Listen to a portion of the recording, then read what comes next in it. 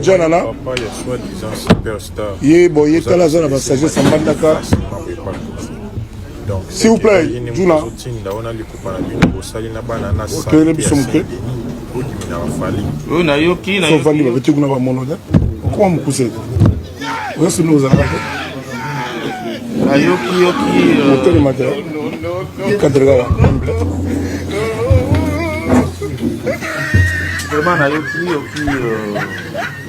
God have mercy upon us.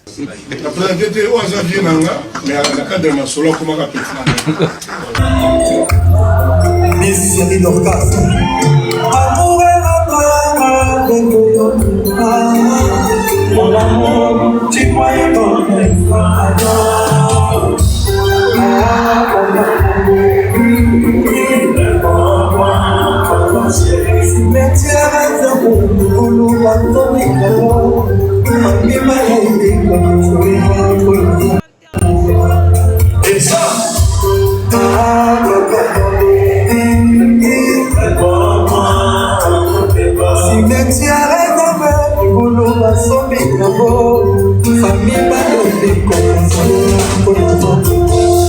et ça,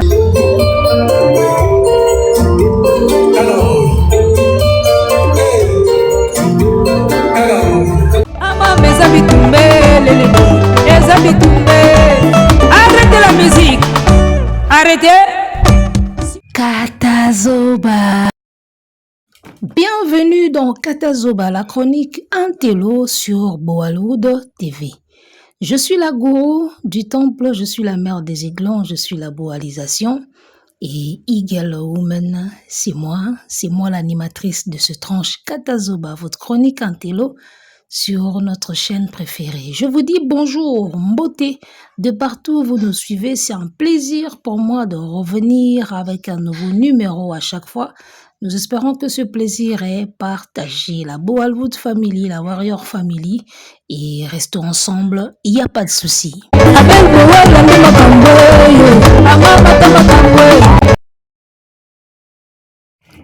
Alors, Kinshasa, Brazza, Tozongi.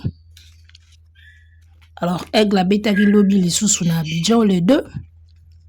Nous sommes le 3 janvier 2026.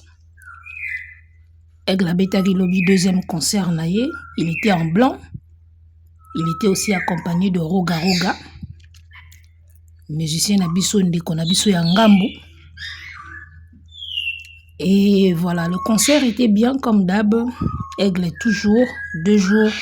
Sofitel plein. Banzembo nyoso batube, je n'ai plus de larmes. Betami batuba yembi. 2 êtres ka ndingi moko. Batuba yembi en tout cas, bravo à l'artiste, félicitations. Bisoto Betty. Oba Betty te na bonne année. Tutikeli binoka koseka. Koseka moko mikolo na obenga ngo koseka ya muta Betty te na décembre. Mikolo somonika Gaulois a commis phrase moko na internet atie ba emoji o ya rire wana. Ba emoji o ezaka mutazo seka makasi wana. Komeleka na commentaire koseka ya muta Betty te na décembre. Parce que bango bakomaka so basali publication batie ba emoji ya rire. Ba okanza ba oseka koseka ya bien. Nzoka koseka ka ya muta Betty te na décembre. Côté mususu koseka ya muta koi na vélo. Ya moni mikolo yo. Ba perroquet na biso babandi makelele. Bolimbisa bango. Bo se concentrer ka na voix nanga. Alors yango moni mikolo yo koseka ya muta Betty te na décembre. Ou bien koseka ya muta koi na vélo, yango totikeli yango ba Golgotha. Tango basala ba publication bazo seka ba kanza ba seka biso nzoka bazo miseka bango moko. Nde ba betaka te, nde bazala na ba tube te. Ba miseka na bango moko. Amo mikolo tozo yembaka koseka Herveline ya moto akoi na vélo. Koseka Herveline ya moto Betty te na décembre. Herveline akomi mawa ye moko mwana mawa ye me.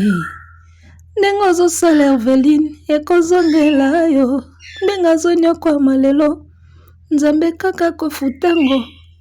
Les jours bako benye na Gabon, Herveline na kobo ya kokende kuna yo. Oh ngana lila mama. Kosika Herveline ya moto abetite na Décembre. Stai ngana we Dikoel papa na stai. Mama Roki ngana we Mère Stéphie ngana we. Kosika na ye ya moto abetite na Décembre. Ma papa de, ma maman de, akramoje. En passant de la chanson, le titre de la chanson c'est Spaghetti ou Automate. Je cause spaghetti. Et spaghetti nanga vraiment yangwana. Le titre de la chanson c'est Spaghetti hein. Et nzembo avie mo pao.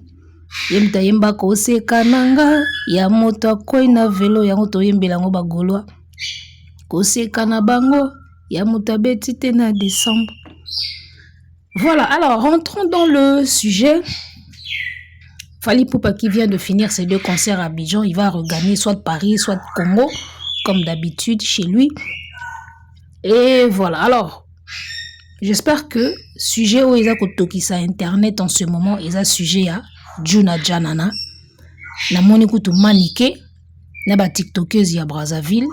Angelica de la Chine na manike benda bika kuna na TikTok bazo swana kuna makamba ba carte d'électeur et bimi kuna bazo swana kuna manike alobi bokipe makam na bino yepe alobi bino bozo finga vie Djuna pona nini papa na maître Gims do bango balingara okuta makam na biso ba vie roga bazawana ba diesel Gucci bazawana bo créer bango rando bo beta pe masolo na bango na internet ba yaga na mamba Fally Ferre Karine Mokonzi nani bref, bazalaga na mamna biso. Mais bon, c'est normal, hein? Biso ndem tout ça la loi, na musique, na ba discipline ebele au fait, na football on fait la loi, na musique on fait la loi. Et na cinéma na nte, na humour na nous pété, de la comédie puis on fait la loi. Donc voilà, sujet à vie Djuna Djanana, ils ont divisé bateau, ils ont divisé bakan. Il y en a qui sont pour Ndengi bazako attaquer, il y en a qui sont contre. Moi perso, je ne suis pas pour que bafinga ba vie Djuna Djanana. Il n'a rien à voir na mamba musique na biso, même si bon, ils a communauté na biso hein. To misana ko potanyo so buzoba ko kotisa nyoso na voilà ko mélanger les torchons et les serviettes.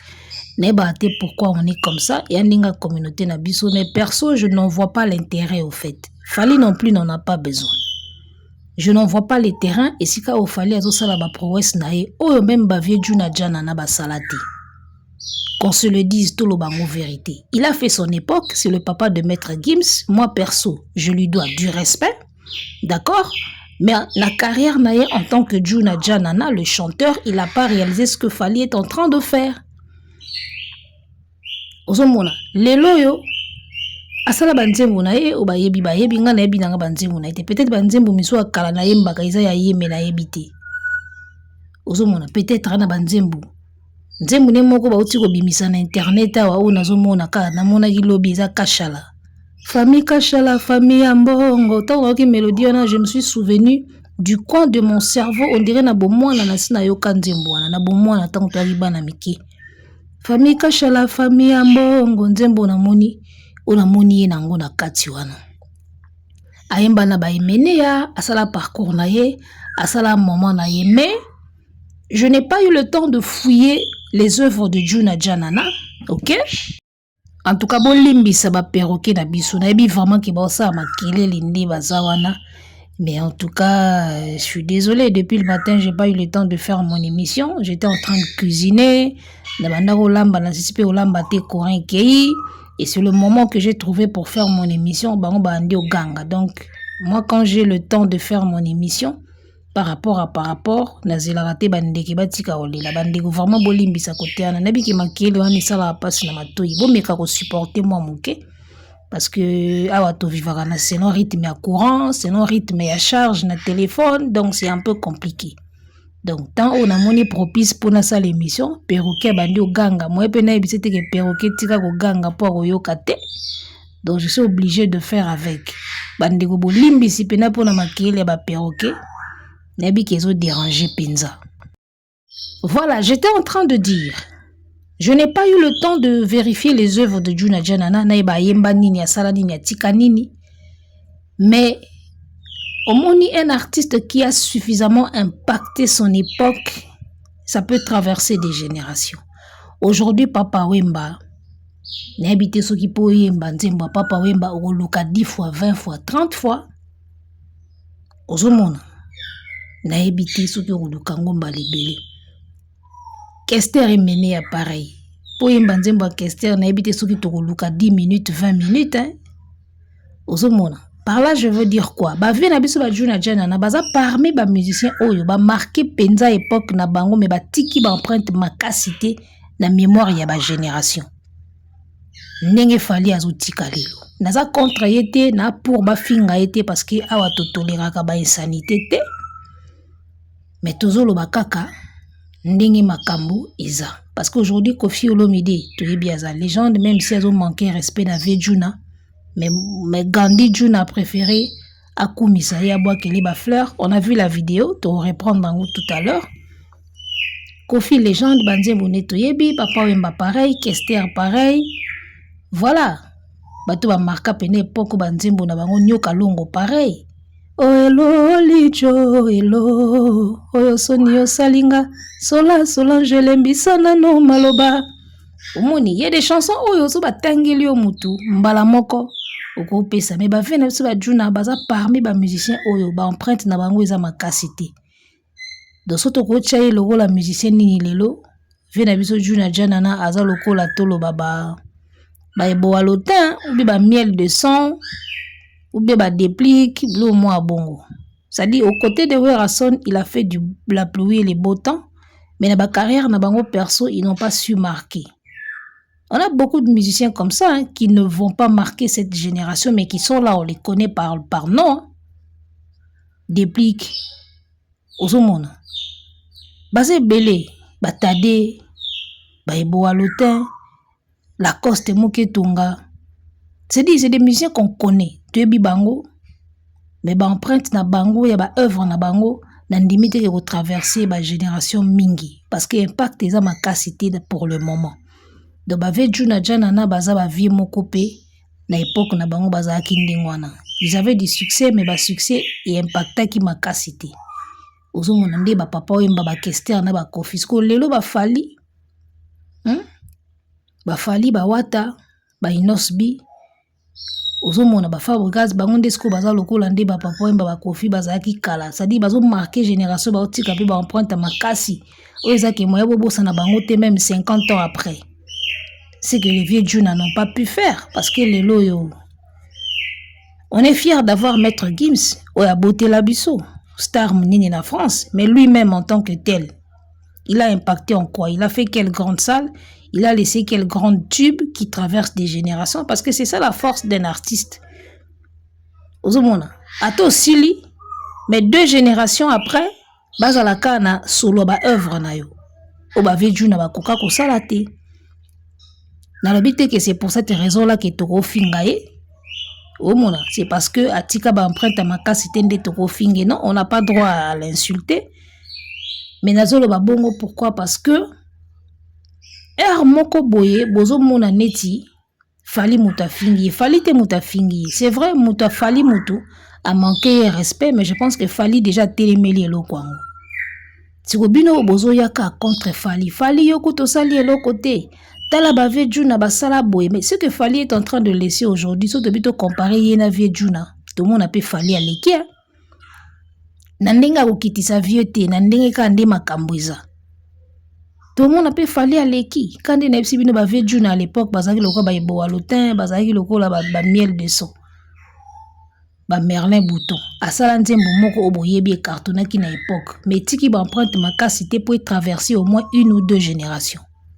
C'est ça. Oba oyemba lelo ba oyemba tito bina fila beta kinzi moko ato bina kia.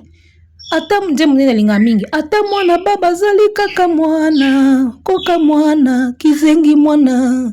Ngaye koka ya bolinga bebe.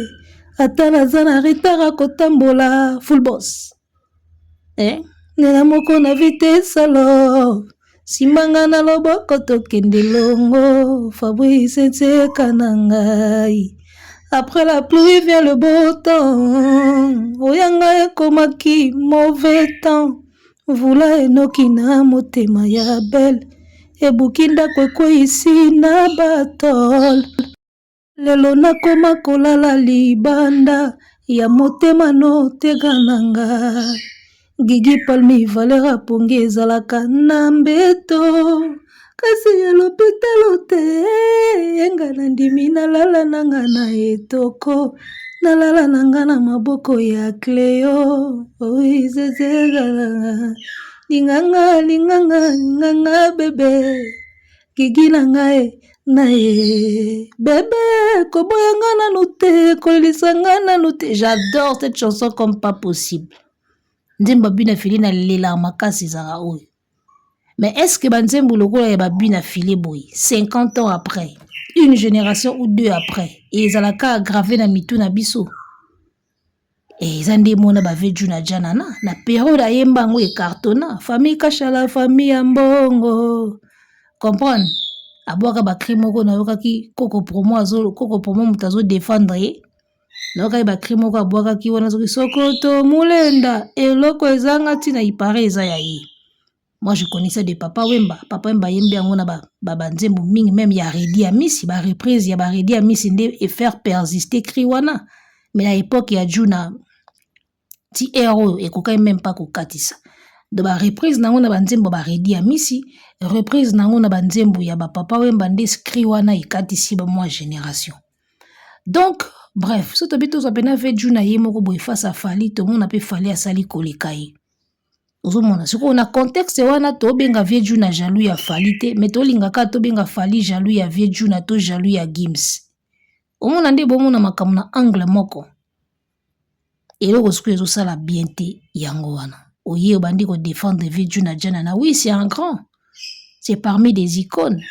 Asala mwamba minene, mais soko tuni même maître Gims Juna na Kofi, Juna vie Juna Janana et nani Gims.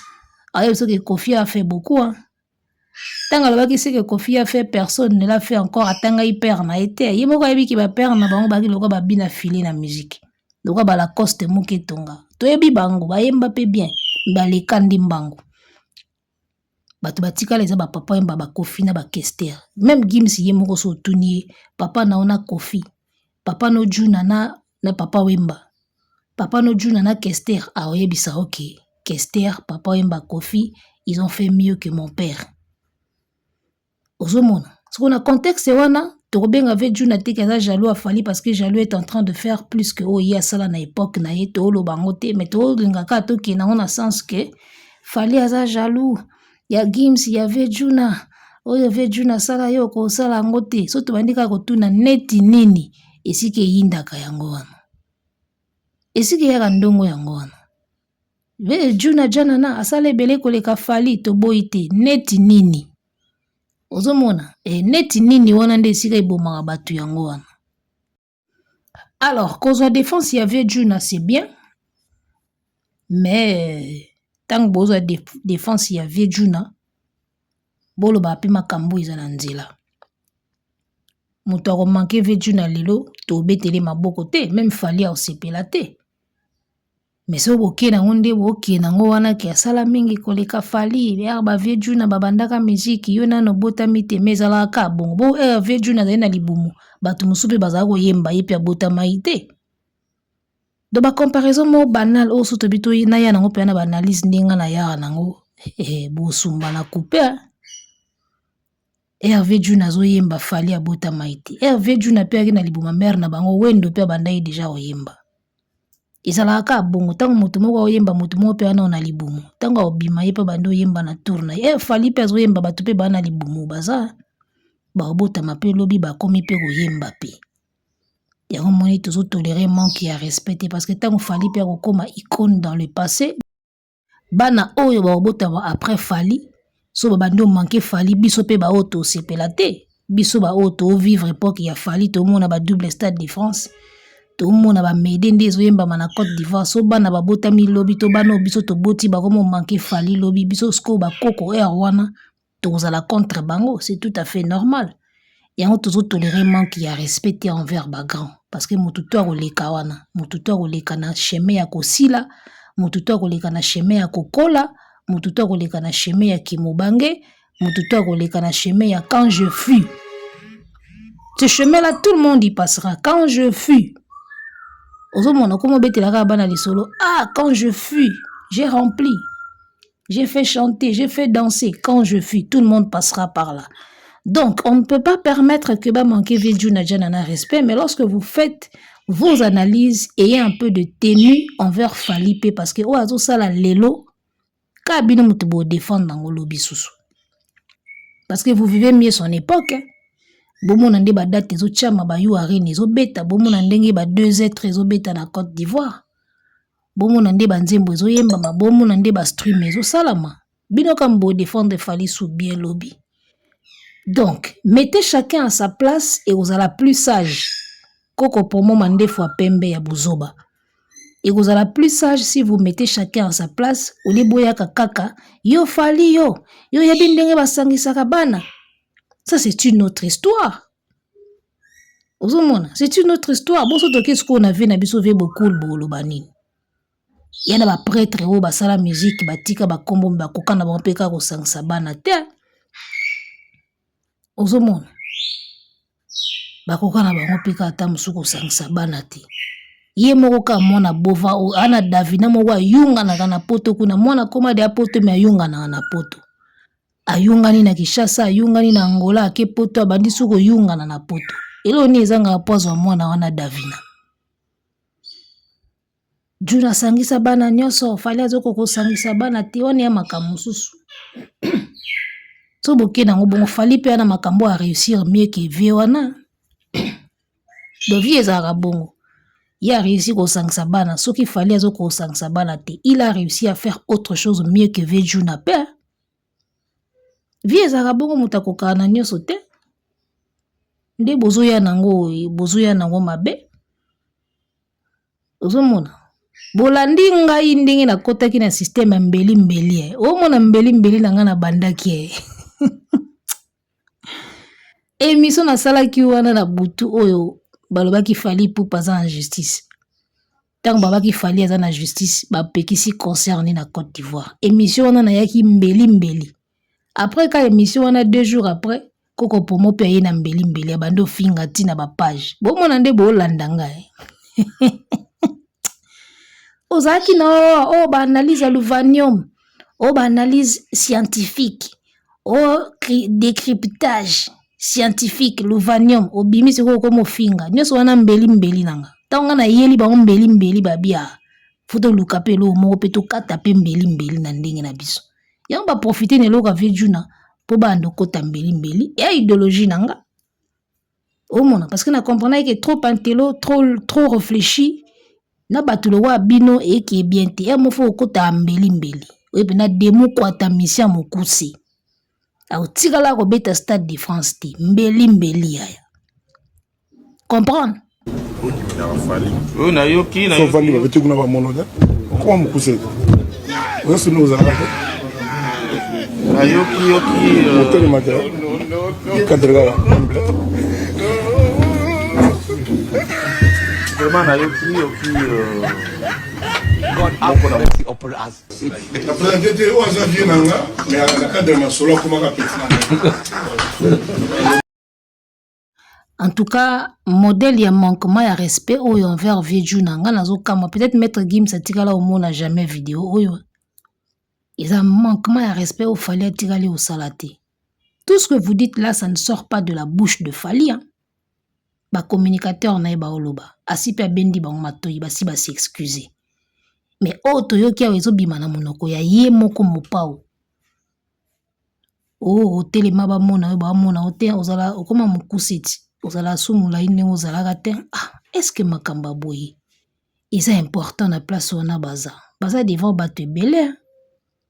Oh vieux, eza vie nanga mais na cadre idéologie comme petit nanga. Comment ça peut se dire? Et le boye ko lo bamana en public. Nandeni. Vieux na yoki comme petit na cadre idéologie nandeni. Vieux atika la vie. Vieux comme petit en quelle que soit le circonstance. on a ndenga idéologie, on a ndenga musique, on a ndenga boya koma petit nangatin, il y a un manquement de respect grave. Vous sentez que vieux June a gêné, mais toi, d'aller même ça va tout le bakaka. Maître Gims n'a pas vu cette vidéo, je pense bien. Si vous avez beaucoup attaqué, c'est Fali. Mouto a manqué mokili mobimba, banda musique et banda naba journaliste naba collègue naye, ye yonde légende ya bien, azo manqué père nayo boye, azo humilié devant Batou, azo traité le roi moine. Oza vie nanga mena ndenga idéologie koma petit nanga. Mutako koma petit no ndengi nini, ata idéologie ngo ya ndengi nini, okomisa vie petit. Ela idéologie nini? Oye komisa vie petit. C'est quelle idéologie ça? Tout le monde a mutu pena mutu ebeba mais Gims a na TV, ba éloge belé, c'est que ce vieux là a fait mutu mo wasala ngote. Non, il faut nous dire que ce que Kofi a fait, ton père ne l'a pas fait parce que fallait le faire plus que lui. Ils ont nuance au Bosanaki, Gandhi Juna. Il fallait dire que ce que Kofi Olomide a fait, mon propre père ne l'a pas fait. Parce que Fali est en train de faire ce que Kofi n'a pas fait. Et ce que Kofi a fait. Il fait ce que Kofi a fait. Et il continue de faire ce que Kofi n'a pas fait. C'est ton père qui n'a pas fait ce que Kofi a fait. Ton père n'a pas un tube. Oye bet Afrique mobimba bako ye bango bako langwango lelo. Bref. Donc, mettez chacun à sa place et vous allez bien. Et puis, boye baka komona, nani aza vrai impoli, nani aza impolité. Parce que parfois, bola tisaka aigle makambo oyo, aza kutu na katite. Ozomona, sage qu'il est, aeba peninga kenda na makamnaï. Aeba nenga kenda makamnaï, tout ce que vous lui tout ce à quoi, tout ce dont vous lui accusez là, vous l'accusez. Oh, impoli, oh, nini, c'est là où il est sage. Tout ce dont vous l'accusez, oh, mankabavi, oh, impoli, et tigala obimana mnogonete. Ozomona, vidéo et tigala obimana mnogonaite, qui a fingi Kofi, a manqué Kofi à lobiboy.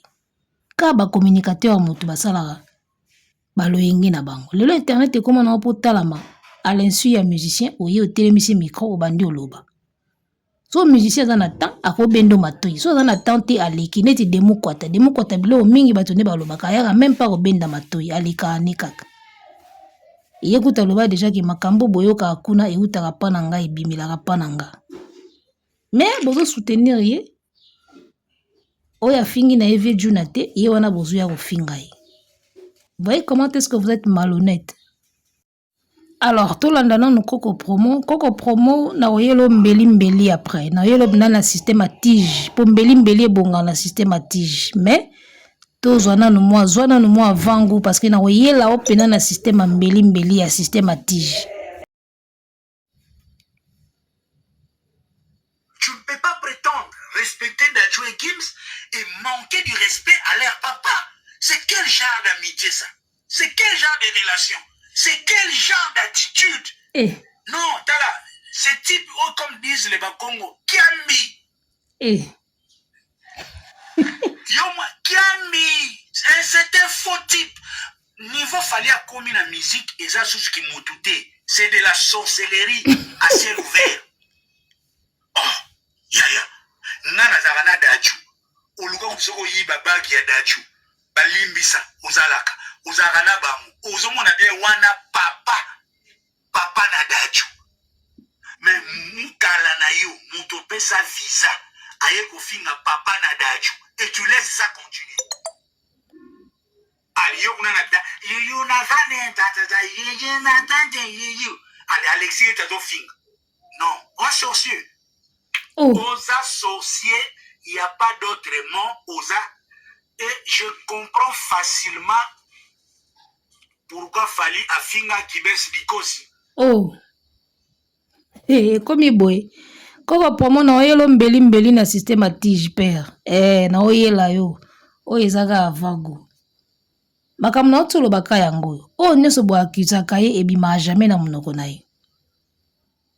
Ozomona. Mutu asalaki eloko wana basi babendi ede amatoi. To bino bozuyaka bo continuer. Quand internet ekendaka sujet moko eza elengi tout le belango tout talama internet ekendaka bon. Il y a des sujets au binomo bolinga ate sila.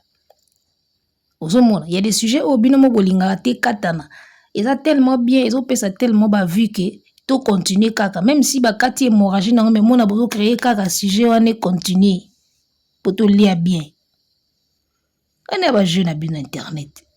Moi je pense que la réaction de Fally est déjà faite. Ah, banani osusu babengaka ya oyo. Binoka boy somta osa musala. Donc, voilà, moi je pense que la réaction de Fally a déjà réagi par rapport à ça pour nous relaxer qu'il n'est pas content, il n'en a pas besoin. O etikali wana bino ba internaute boyibinde bokenda na mambango. Donc, mobe boza mutu pasi moye ba gérer binoté.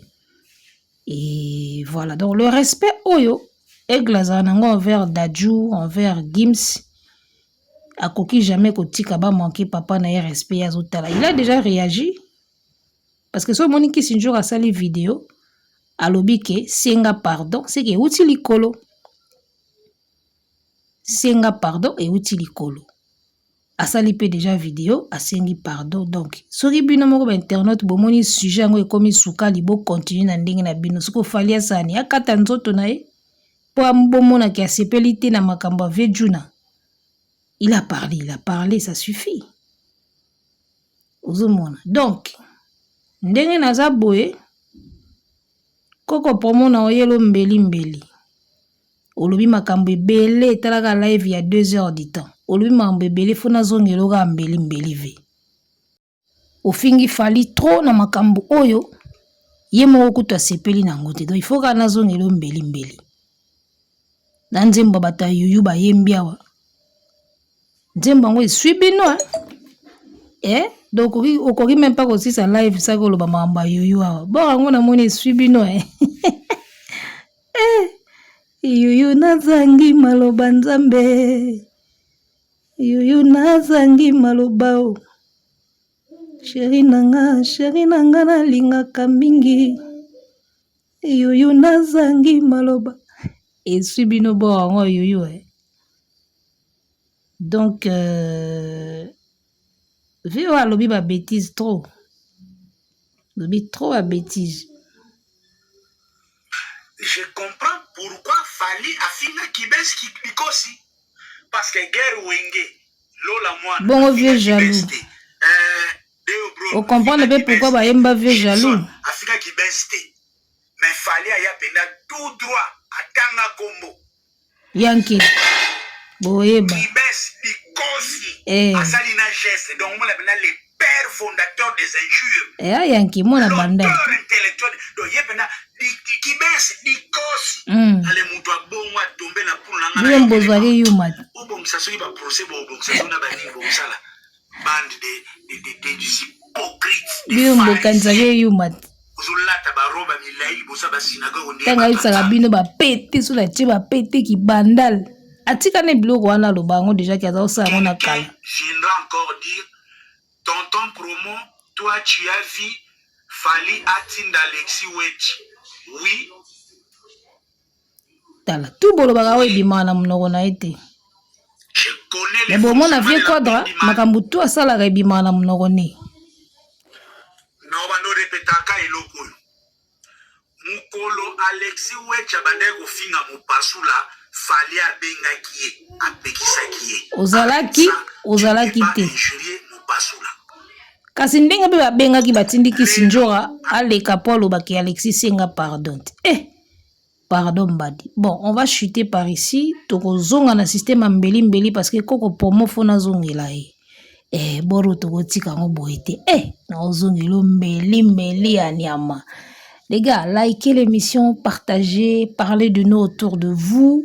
Bovimbisa masolo na osenga su mandoki ndina senga liboso warrior pianga mandoki na bunda bitumbo ya partager net na film, liker, commenter, tovimbisa chaîne, tous abonner massivement pour na ebisa yo omwe kande tokoti janvier boy tito koma le 2 mai na le 3 mai na ebisa ça va saigner sur internet, je vous jure. Donc voilà, soyez là la famille et ça bisona bino kitoko ne lengi. Bo Hollywood Family, Warrior Family, je compte sur vous. Abonnez-vous ebele sur cette chaîne, likez, commentez, partagez l'émission. Boben de la biso ba client, boben de la biso communauté. Et vimba comme monene pour talaka. Arrêtez la musique. Arrêtez quoi.